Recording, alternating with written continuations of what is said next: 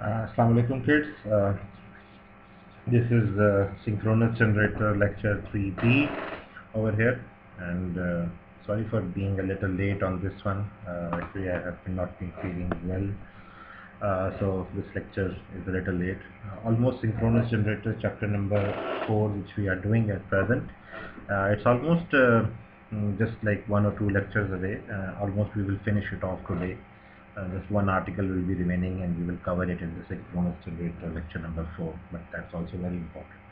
Okay, for those who are still lagging behind, we discussed in lecture 3A about a synchronous generator that was working with the infinite bus bar, and we changed the throttle of the generator, and by changing the throttle of the generator we were actually changing the power that it was actually going to have delivered to the infinite bus bar. And I told you that an infinite bus bar is that device, or it's that bus bar which has approximately a constant voltage and a constant frequency.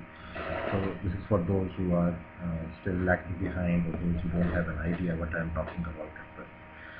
So today the effect of this synchronous generator, or the effect with the infinite bus bar, which we are going to talk about, is this: that our synchronous generator, it is going to be connected with the infinite bus bar. So IBB, I'm just using the short form over here. And this time we are not going to change the throttle of the fuel. What we are going to change, we are going to change the excitation. So the excitation, or the current which is actually flowing inside the rotor of your machine, we are going to actually change it. So when we are going to increase or decrease it, and the condition is it that we are going to keep the throttle constant. So this is very important. So this is going to be throttle is constant, or which means that the power output of this generator is going to be same. It's not going to change over here. Now before I move on towards the other diagrams related with this stuff, and the housing diagrams, which are very important part of today's lecture, we'll just first of all go through the phasor diagram, and then we will go on towards, and we will see how this is actually going to be replicated on the other one. Now when you are talking about a synchronous generator which is connected with the infinite bus bar, and we talked about at that time, the first thing is very important is this, that the V phase is constant. And why that is constant? Because the voltage of the infinite bus bar is constant, so that's not going to change. So if I again write down over here, let me just write down the phasor equation. If all of you still remember it, I'm just going to have V phase plus IA RA, and then I have this JIA SS, and the phasor sum certainly, because this is the vector over there. Now since I have this one as the approximation, so I'm not going to consider RA resistance. So the only 3 variables, or the only 3 vectors which I am going to consider are EA, V phase, and JIA axis. Now whenever a generator is working, supposedly that generator will be supplying some power P over there.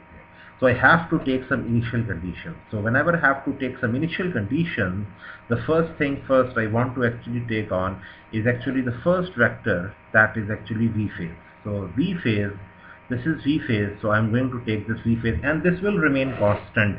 This phasor will not change its orientation even if the voltage even if the power changes or whatever changes, because this is the infinite bus bar over there.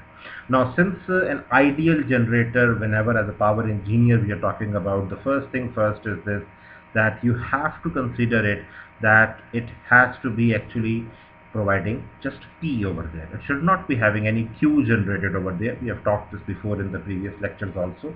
So the first thing first, I am going to assume it that the current that this is supplying is actually in phase, and in phase with the voltage, and because of being in phase with the voltage, the IAXS vector, let me draw that one over here with some other color over here. So the vector over here, that is IAXS, this is JIAXS vector over here. So if I will complete the triangle over here, so this sorry, not a triangle, actually it's actually a triangle over here, but it's actually the phasor sum over here. So this angle is delta. So our initial generator is working over here like this.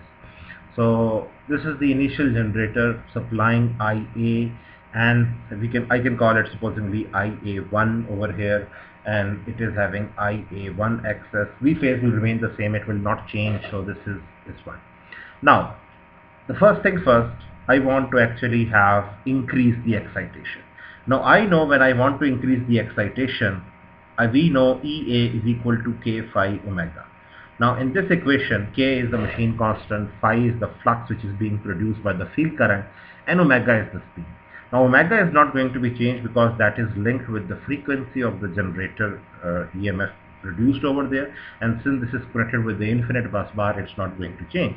So the only thing that you are actually going to change by excitation is actually this flux phi, and this is actually going to be changed by the field current IF of your rotor over here. So when you are changing this by IF over here, you are actually changing your EA over here. So what this means over here, that this length of EA which I have shown over here, this will be increased in length. But keeping in view that this generator is supplying a constant power at that time, and that power over here is equal to V phase IA1 cos of theta. Cos of theta over here in this case will be equal to 1. Why? Because the angle theta 1 is actually equal to 0, because IA and V phase, or IA1 and V phase, they both are in the same phase, the same direction. Their angle is 0 in between them.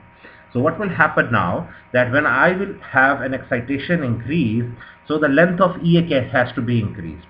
Now when the length of EA has to be increased, but keeping the power constant, there is only one way that you can have it constant, is this, that you first of all make this horizontal line.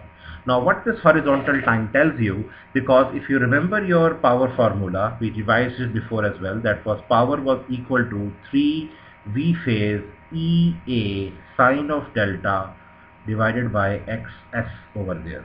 Now V phase is constant over here because we are connected with the different bus bar. 3 is a numerical constant. EA is the excitation, and which we are actually going to increase. Sine of delta is another variable. XS is machine constant. So the only thing that can change is actually EA sine of delta. So what this means, if you want to keep the power output from your generator constant, you have to keep EA sine of delta constant. And what is EA sine of delta? That is actually this vertical distance over here. So this is this vertical distance over here. So if you are going to keep the power constant, you are going to increase EA1 to, like, maybe just have an example over here. Let me just use another color. So if I call this one EA2, so this is my EA2, and this angle is supposedly delta 2, this is delta 1 over here. So now what happens, now your length of EA has changed from EA1 to EA2. Now if you retrace the other vectors over here, let me use another color over here. So if I will retrace the vectors over here, this vector is going to be like this. I can call this one as JIA2XS over here. And since I now need to find out where is IA2, so I will retrace this one over here like this. And here I will make a perpendicular over here like this, and this will be perpendicular to here, this one, and this length of the vector is going to be IA2. Now this IA2 is going to be of this much length, so that the x component of IA2, this is very important, please understand this thing, the length of IA2 is going to be such that the x component of IA2 is going to be equal to IA1. So the power in terms of V phase IA1 cos of theta will remain the same, because the x component of the current, this angle which I am going to call as theta 2, is having the x component equal to IA1. So what has happened, by increasing the excitation, the power is still the same. The active power I am concerned over here is still the same. This is proportional to P, and C, no, this is constant, because EA sine of delta is constant over here. But what has changed actually over here is this, that now my generator is actually supplying a lagging current, which means it is producing Q also. So now by increase of excitation, P is still the same, the excitation has increased the reactive power that is being produced over here. So the reactive power is increased over there. Now let's do the vice versa case over here. So if I change it now to maybe some other color, let me use a little different color. So now this time if I decrease the excitation, now if I decrease the excitation, maybe this will go to something this length. And if I now complete this diagram with another vector over here, so this is going to be JIA3XS, and let me use the other color. Sorry, I forgot to mark over here. This is EA3. So now when I will complete the other vector, let me use it with some other different color. So now when this time I am going to complete this vector over here, this is going to be the 90-degree angle, and this is going to be IA3, and this time this angle is going to be theta 3. And again IA3 is going to be in such a way that its x component is going to be equal to IA1. So if I redraw these three currents over here just for your again analysis, so let me just take the same colors over here so that you have an idea. So your IA1 is going to be like this, and since IA2 is going to be something like this, and this is angle theta 2, this is IA2, and the the next vector is blue color. So this time this is going to be, this is theta 3 IA3. So the x component of IA1, IA2, IA3, they all are same. So the power P in all of these three cases is the same. It's not changing. Why? Because power, we know this is equal to 3 V phase IA cos of theta. And cos of theta, IA cos of theta is actually same in all three of these cases. So what is happening actually in the third case? If I just explore this one, in our third case, what has happened, by decrease of excitation, that is actually a decrease of the field current, what you have done, you have decreased of course the magnitude of EA from EA1 to EA3, and what has happened, the current is now gone into leading. So what has happened, the generator is now absorbing Q. This is very important because the current is leading, it is absorbing Q now. So this is very important. If I just formulate this one over here, if I had EA1 as the base case, and when I increased it, I had it at EA2, and when I decreased it, this one was EA3. But one thing very important, when I multiply this EA1 by sine of delta 1, and here this is EA2 sine of delta 2, and here on this side this is EA3 sine of delta 3. So all three are same because the vertical over here, this distance over here, this is that y-axis component over here. So this is very same over there. And if you see the other angle, that just the other thing that is based on the IA1. So if you see this one IA1, and then I have IA1 cos of theta 1, this is the same as IA2 cos of theta 2, and this is the same as IA3 cos of theta 3. And since V phase is constant, I can say that P3 is equal to P1 is equal to P2. So the active power is the same over here. But if I will find out for the Q over here, Q3, if I can call it over here, Q3 is negative, and here Q1 is 0 in this case, and Q2, this is positive over here. So this means it's a generator. Please remember, this is not for the load, this is for the generator. For a generator, a Q2 of positive means that this is supplying reactive power to the grid.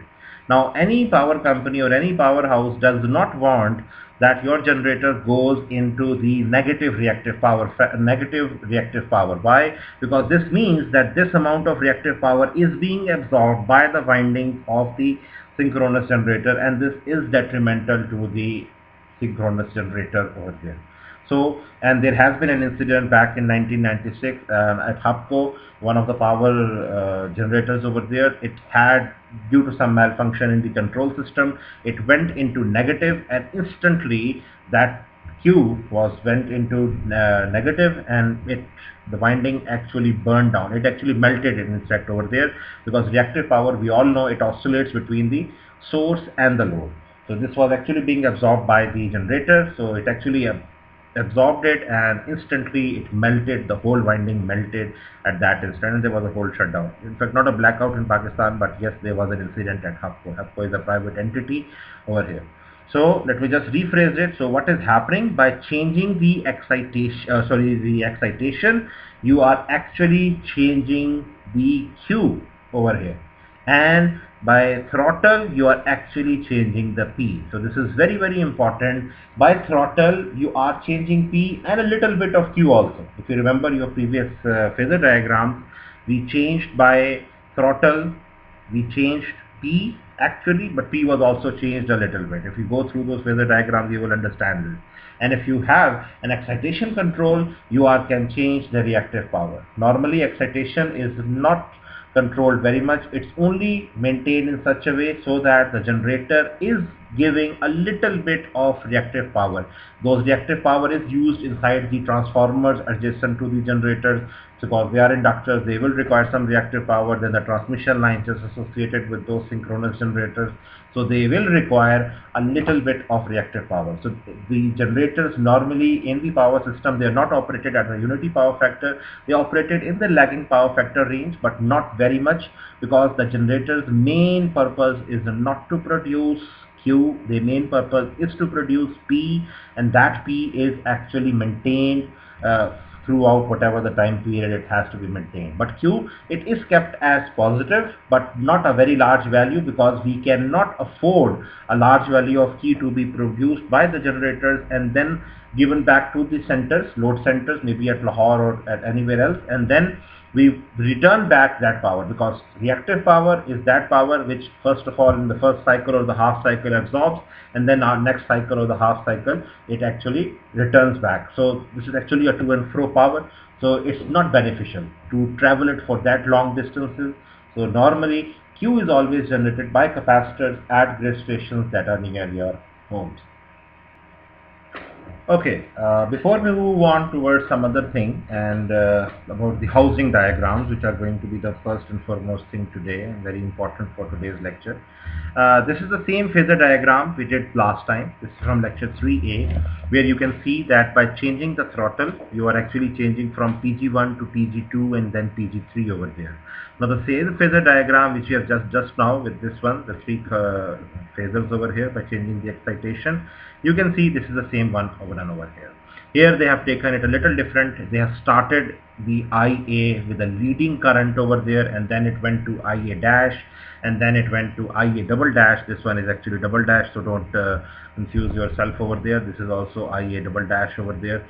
So this is the same one. So you can see that totally dependent upon wherever you want to start, the first starting point. We started at we took the base point as the real power was actually the only power being generated, which thought that IA was actually in phase, and then the next thing we did it was that the current was actually going to go in the lagging current. So this means Q was actually being produced over there.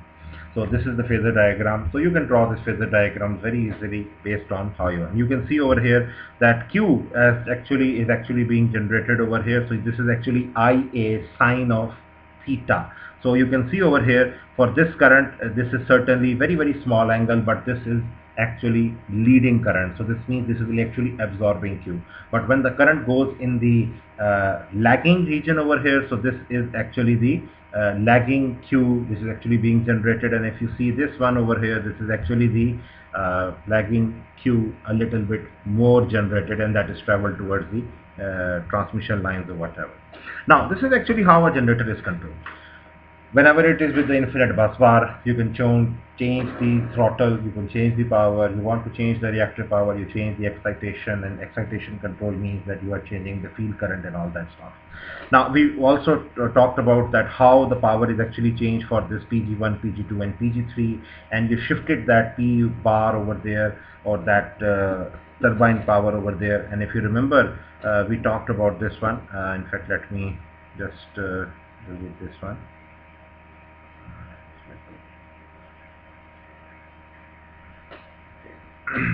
Okay, so if you see over here, we did this one last one also, but again I'm just doing it over here.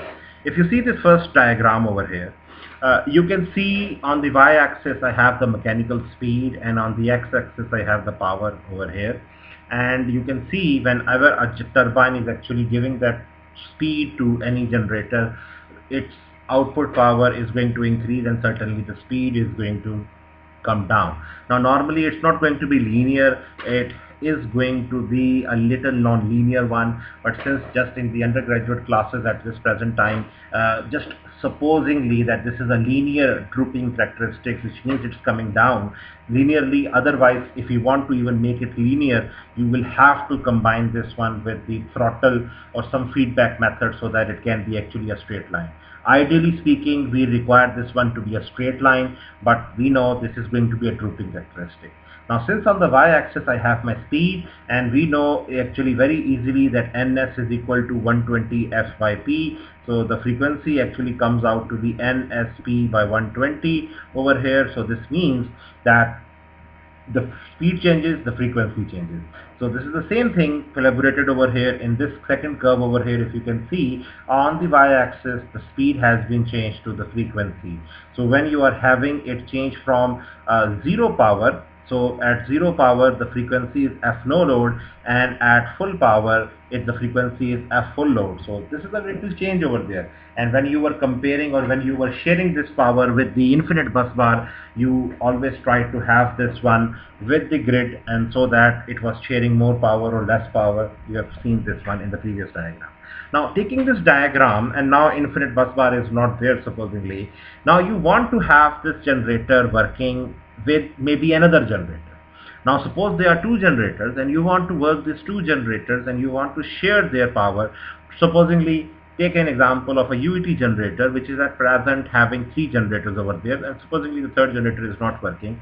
So you have two generators with a different slope over there.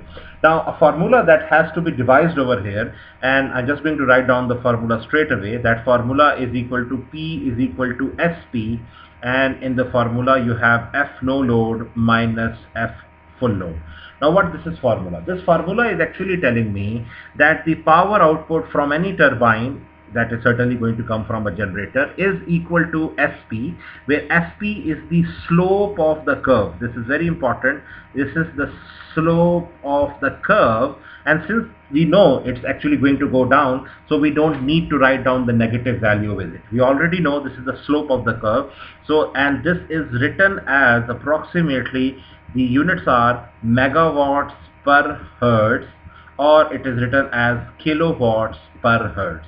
So this is actually the slope of the curve given by every manufacturer of a turbine, that what is SP. You can prove this formula as well by using the geometry principles over there, by having this one point, another point, but keeping into consideration that this is a drooping characteristic, the slope is certainly going to be negative. So we are not going to take that into account, the negative slope.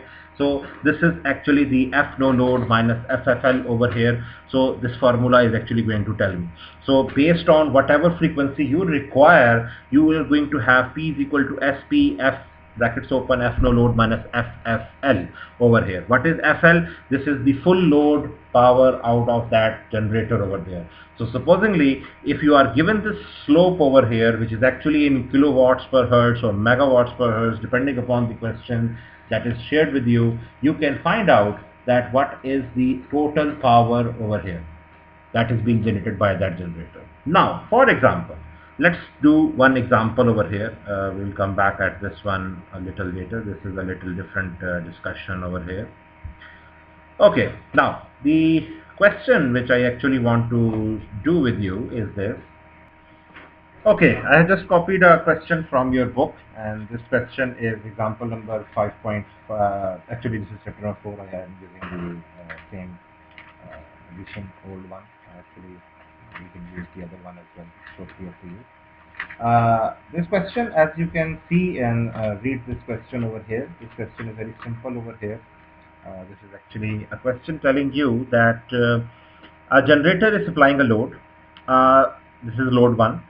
The second load is to be connected in parallel with the first one. And this is telling you that a generator has a no load frequency of 61 Hz and a slope SP of 1 megawatt per hertz. Load 1 consumes the real power of 1000 kilowatts, you can call it 1 megawatts as well, at 0.8 power factor lagging, while load 2 consumes the real power of 800 kilowatts at 0.707 power factor lagging. One thing very important, we only require P, we are not concerned with the power factor, so these are just to confuse you. So whenever there is a word power factor with some P, you are just given the power factor to confuse you. This is not easy. Yes, if it was S, then you will require that power factor to find out P, otherwise this is not. Now, part number A, you just solved this numerical just now. Before the switch is closed, what is the operating frequency of the system? Now, the formula is very simple. We know power is equal to SP, F no load minus F system or F full load, whatever. Now, since we still don't know the full load or whatever is over there, F system is the frequency at which that power is going to be delivered.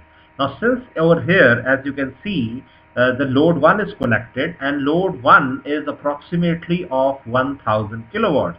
So what I will do, I will just put in the value of 1000 kilowatts over here. The SP is equal to 1 megawatts per hertz. You can change this to 1 megawatts also. This is totally up to you. And the no load frequency is 61.0 minus F system over here. Now, since this is already 1 megawatts and this is equal to 1 megawatts per hertz over here, this is 1 megawatts per hertz, and this is 61.0 minus F system over here. So what this is actually telling me, what will be the load over here. So you have to solve this now over here. So when you are going to this is 1 megawatt, this is 1 megawatt per hertz. So even if you change it to on the other side, this is not going to change. So if you are trying to find out F system over here, F system would be equal to, and just skipping some steps over here, I hope you can do this, 61.0 minus 1, this is going to be 1 megawatts, or actually this is 1 megawatts divided by 1 megawatt per hertz. So if just change it on, so the system frequency is equal to 61 minus 1, so the frequency becomes equal to 60 Hz. So what this means, that the no load frequency was 61, but at 1 megawatt load or 1000 kilowatts, so this is that part A answer we have just done now. Now, if you go on to part B, if I just see this one again over here, after load 2 is connected, what is the operating frequency of the system? Now what has happened, that you have added a 800 kilowatt load over here. Now, generator is the very same, no change over there. So the part B is this, the same formula, that is P equal to, now this time this is equal to P1 plus P2, because they are now two loads, and this should be equal to SP into F no load minus F system. Same formula, nothing changed. This time this will be 1.8 megawatts. So I hope this is clear, because this was 800 kilowatts. Yes. So this is 1.8 megawatts, and here this is 1 megawatts per hertz is the slope, and here this is 61 minus F system over here. So if I just skip this one again, some steps over here, just mathematic steps over here. So F system would be equal to 61 minus 1.8 divided by 1 megawatt per hertz. This is 1.8 megawatt. So this is going to be 61 minus 1.8. So that will be equal to approximately 59.2 hertz. So this means that when you are increasing the load, the frequency of the applied power that is actually given to that load, that is changing. The third part, which is actually After the load 2 is connected, what action should be taken by an operator taken to restore the system frequency to 50 Hertz? Now, before you are actually going to deduce or you are actually going to find out, let me just make a small diagram. Now, if you have a diagram over here, this is, I've just taken this one over here because this is just one generator. So I'm going to make that generator over here. So this is that slope of that generator, and I can call this one as 61.0. And here, supposingly, this is equal to that 59.2 Hertz approximately. So approximately at you required it to you required it approximately 60 Hertz. So 60 Hertz was something here. So at this point, you were getting approximately 1 megawatt power out of it. Here it was 1.8 megawatts of it. This was 60 Hertz. Now what has happened? The power has decreased, or the frequency has decreased to this point. That is 59.2 Hertz. This is actually the frequency Hertz on the y-axis. So what you will do, as you all know, we will change the throttle of the generator so that this overall power actually then goes on towards this point. Supposingly, how you are going to find out that point, so you are going to shift the whole curve here so that now it is crossing at 60 and giving out a power of 1.8 megawatts. What this means over here, if I extend this one over here like this, so you are actually changing from 61 to some value over here. You still don't know it over here because this is dependent upon the parameters given over here. So you are going to change from this red color curve to the green color curve, which means that you are going to change the throttle so that at 1.8 megahertz the system frequency is still 60 hertz. This was one generator. This was one generator placed over here, and how you are actually going to have this worked over here. Okay, now if you have two generators, now let's go towards two generators which are going to share a load. So for example, now this is, I'm taking the example from 5th edition again over here. I'm just going to tabulate the data over here in front of you. I have a generator 1, and that generator 1 is having a no load frequency FN1 equal to 61.5 Hertz. Remember, this book is actually American, so all the frequencies which you are having over here are actually based on the US system, so that's why everything is 60 Hertz based over here. Otherwise, if any exam you can have a problem, maybe that will be changed to 50 Hertz because in Pakistan we have the 50 Hertz band. Now for generator 1, I have SP1 equal to 1 megawatts per hertz.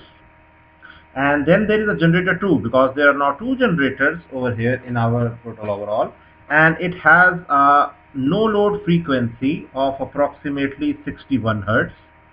And it has an SP2, that is actually the slope of that curve, that is also 1 megawatt per hertz. So the two are being supplied by a similar kind of a turbine, and the two generators are supplying a total real load, that is actually P, of 2.5 megawatts at 0.8 power factor over here.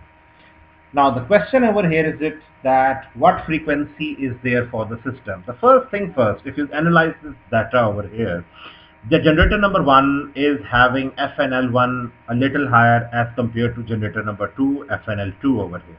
So the two curves, the first thing over here, first of all, draw that two generators curve over here. This is for generator number 1, this is for generator number 2. So here I will take another color just for example. So generator number 1 is having a slope of 1 megawatt per hertz, and this is that, and it is starting at approximately 61.5.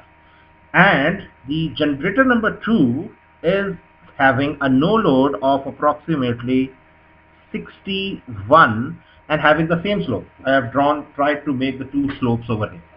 Now they are going to share a load of 2.5 megawatts. So we don't know that how much share each one is going to take and what type of system frequency they are going to have. So this means I will have P1 over here for generator number 1. That generator 1 is going to share how much power. P1 is going to be equal to FP1 and FNL1 minus F system, that is the system frequency. And for P2, this will be equal to SP2 FNL2 minus F system. These are the two equations. Now if you see these two equations, we don't know P1, we don't know P2, we also don't know F system, we also don't know F system. But what we know that these two generators are supplying a collective load of 2.5 megawatts.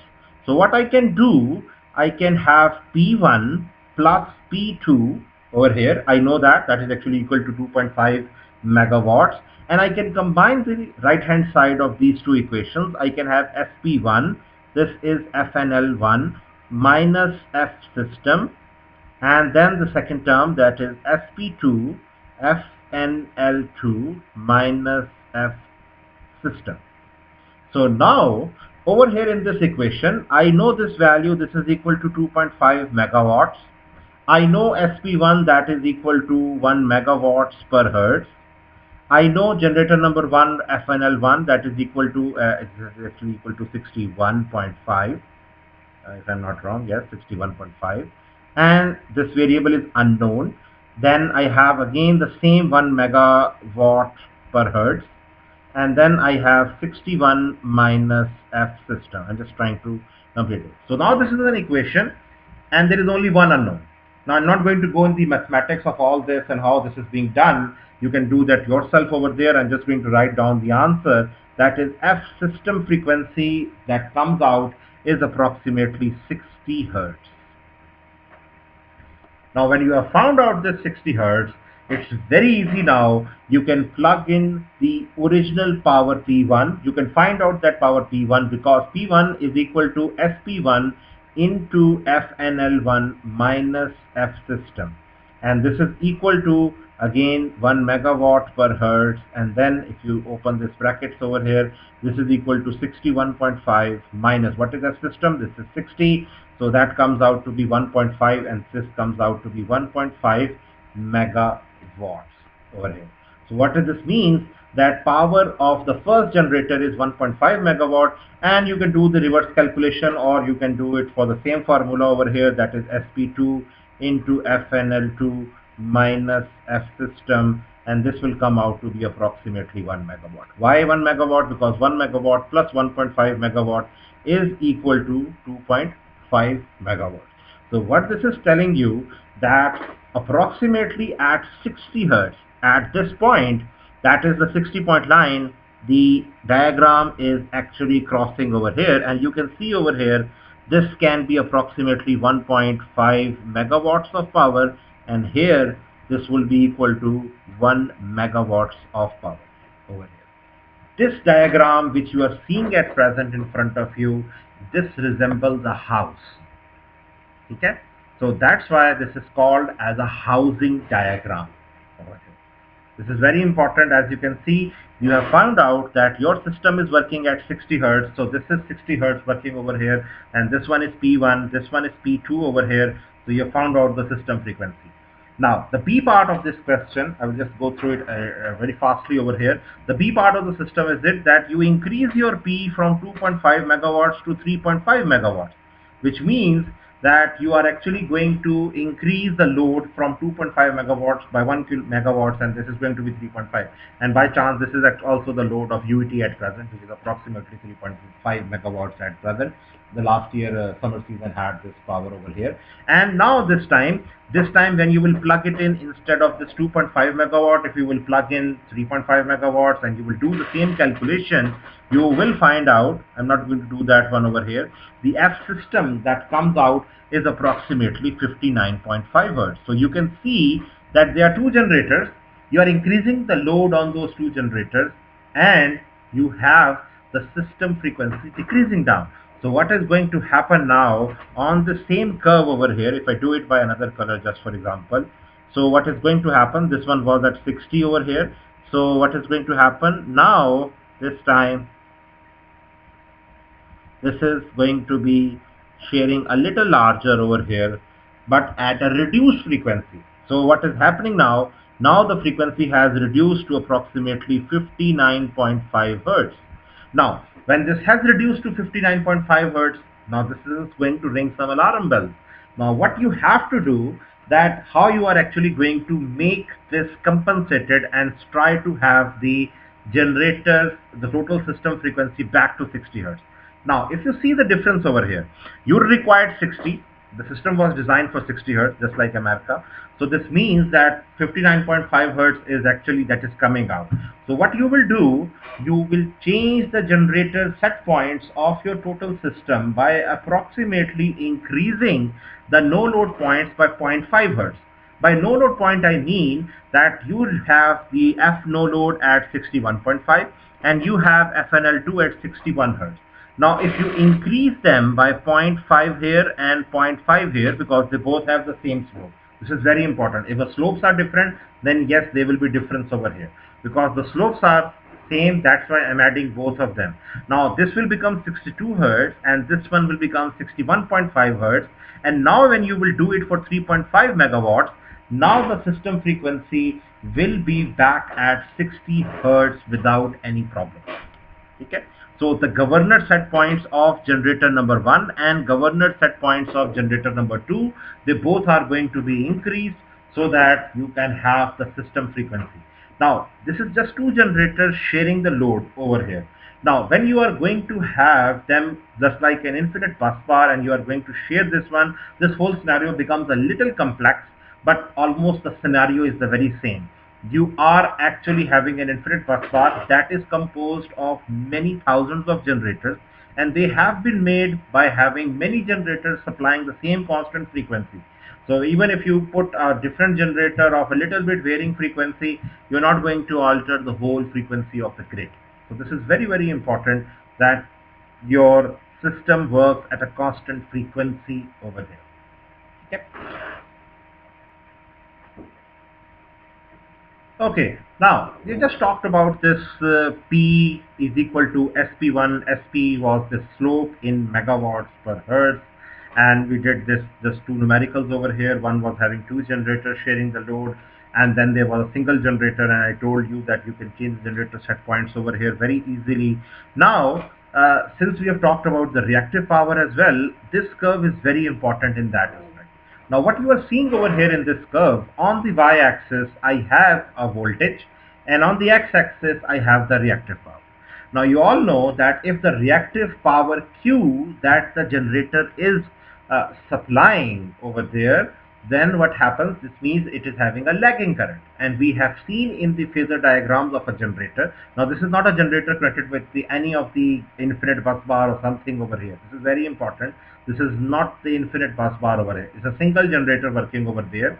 So just like we had an equation of P is equal to SP brackets open FNL minus F system, this equation over here is having a similar Q that is equal to SQ. Again, what is SQ over here? This is the slope of the voltage over here. That is how much kVAr or megawatts per voltage are actually going to be over here. So what is happening if you analyze this equation over here first, this diagram over here, when you are supplying no Q, when you are supplying no Q, you are having a constant no load voltage, which means you are not having any power that is being consumed as a reactive power. But once you have a reactive power, which means that you are supplying reactive power, the voltage starts to decrease down, and that happens. You have seen when you had a lagging current in the phasor diagram, the voltage was actually decreasing down. Now, but if you have a kVAr consumed, which means that you have a leading current, the voltage starts to increase, and as you can see over here, this is going in the other direction and this is increasing over here. So the curve over here suggests us that Q is equal to SQ, and here this is equal to V no load minus V full load over here. Same equation, nothing changed, same parameters over here. The only thing is this, that in the previous equation this was equal to P equal to SP F no load minus F system, and here this is equal to Q equal to SQ brackets open V no load minus V full load over here. Same phenomena over here, Similar problems can be solved over here by having this Q over here. One thing very important over here, whenever you want to change this curve of Q over here, that is actually between Q and voltage, you can adjust the reactive power sharing between the generators. This is very important. This is for just one generator at present. This is only for one generator over here. When you are going to combine two generators and you are going to share their reactive power, you are only going to share this region over here. You're not going to have run it at minus kVAR consumed. You are not never going to run it. So you are only going to share this region over there.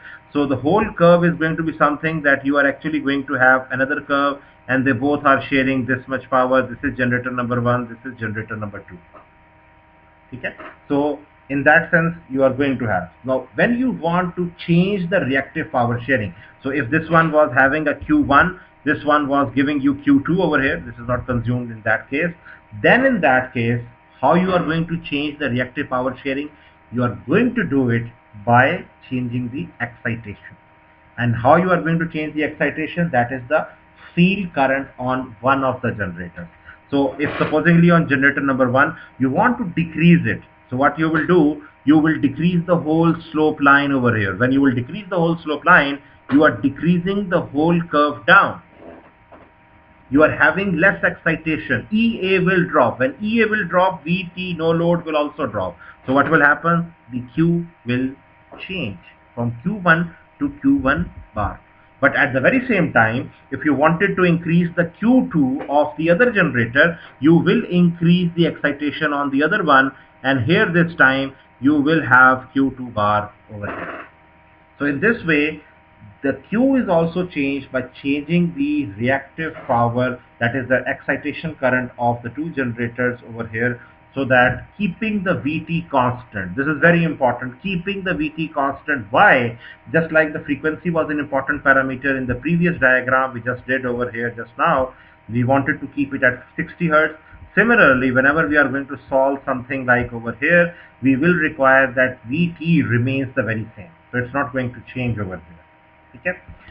Okay, now since this is almost all over and this article is almost over, what's the last very important points over there? Whenever a generator is actually going to be connected with the infinite bus bar, that is the grid over there, there are 4 attributes which are very, very important, and they have to be considered whenever a generator is going to be connected. The first and foremost, very important, certainly the voltage.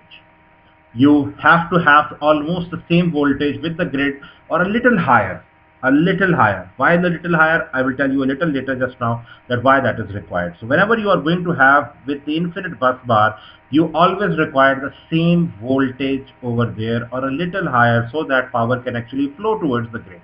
So whenever a generator is going to be connected with the infinite bus bar, you require the same voltage or a little higher, so that it can have, or even if you will have a less voltage, then this means certainly that power is not going to flow out, it will be actually flowing towards you.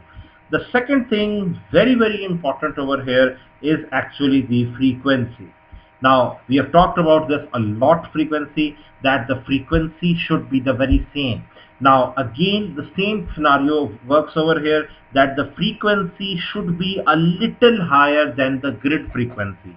By little higher, I mean, supposingly, if your grid is working, supposingly at 49.8 Hertz, so you will require 49.9 or 49.85 Hertz, a little higher. Why a little higher? Because as soon as the generator is going to be hooked up with this, you do not want your generator to be working as a motor. This is very important. You do not want your generator to be working as a motor, because what happens? Okay, now if you are going to have, this is the infinite bus bar. This is the infinite bus bar over here. You can see it's a straight line. It's an ideal infinite bus bar. So every time whenever you want to have a generator connected, you are going to keep it a little higher value, that is the no load free. As you can see over here in this region, this is a little higher. Why this is one? So as soon as you will on the circuit breaker that is going to connect the generator with the infinite bus bar, it will supply this amount of power. and then you can start to increase your power. So you can then increase the governor set points, and then afterwards this is going to share this much of power. Then you can increase it more, and then you can start to increase your power, that is from PG to PG1 and then maybe to PG2. So this is the way. But somehow, if you by chance make the frequency smaller, okay, by chance the frequency becomes smaller, so what will happen, that the generator will now start taking the power from the grid. You can see the diagram. So there is always a case that you are always going to keep the generator, the incoming generator frequency, a little higher than the grid frequency. So if by chance there is a slight fluctuation in the grid frequency, which can happen, then it does not become a motor, because this means that you are actually taking the power from the grid. So frequency is very, very important, that your frequency has to be a little higher than over here. So the B point that we have just discussed is the frequency over here. So that the frequency is a little higher than that is required from the grid over there. Third point, which is very, very important, is actually the phase sequence. Now I don't need to repeat it, that if your phase sequence is ABC, you will require ABC phase sequence. If that is not the case, you will be actually connecting A with B or A with C or something different over there. So even if the phase sequence is not right, you will have a big blast over there, because the voltages are not going to be 120 displaced with each other. So you have to connect ABC phase sequence with ABC. If it is the other way around, maybe CBA or BCA or BAC, it's going to be different over there. So phase sequence, very, very important. And the last and foremost, very, very important thing, that is the phase angle.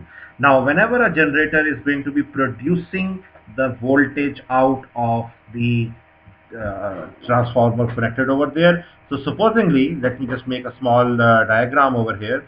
So if your infinite bus bar is producing this voltage, okay, now you have your generator, and it is, let me just use another color, let's use a blue color over here, and over here these are almost same curves, same frequency. They almost have the same peak values also. There is no change overall. But the problem over here is this, that they have a phase difference. Now, this is very difficult to actually remove this phase difference. But if you just see over here, their phase difference started from here. But a point comes at this point over here. This is the point at which the phase difference is 0. Now, if this phase difference over here is something in the range of 5 to 10 degrees, so at this point, that is this cross over here, you will connect that generator with the grid line, and the grid will handle that generator and start taking the power from that. But if this phase difference over here is more than like 15-20 degrees or more than that, then you will have to change the field current, that is the excitation current over there, so that you can have actually the same phase difference. Now this is actually done with a computer control system over there, but normally this phase difference is a very, very important. And if this phase difference is a little larger, more than like 15 or 20 degrees, it will have a little jerk of current or maybe a short circuit spike over there, so that the current is going to be actually problematic over there. So these are the 4 very, very important points over there, which are the voltage, frequency, phase sequence, and the phase angle. This is actually the phase angle over here. So these 4 points are very, very important for any connection of the generator with the grid or the infinite bus bar over there. Please kindly go through a small method of actually conditions for paralleling, that is on page number 227. That is a small bulb method over there, which actually solve for the phase sequence over there. Now you just need to actually find out if the bulbs are on, then certainly this means that the phase sequence is not correct, and if the bulbs are off, the phase sequence is totally correct over there. So it's just a little schematic diagram. Kindly go through them yourself. It's a very simple technique over there. So today we have done just up till approximately the last article is remaining over here, which is approximately article number 4.10 and 4.11.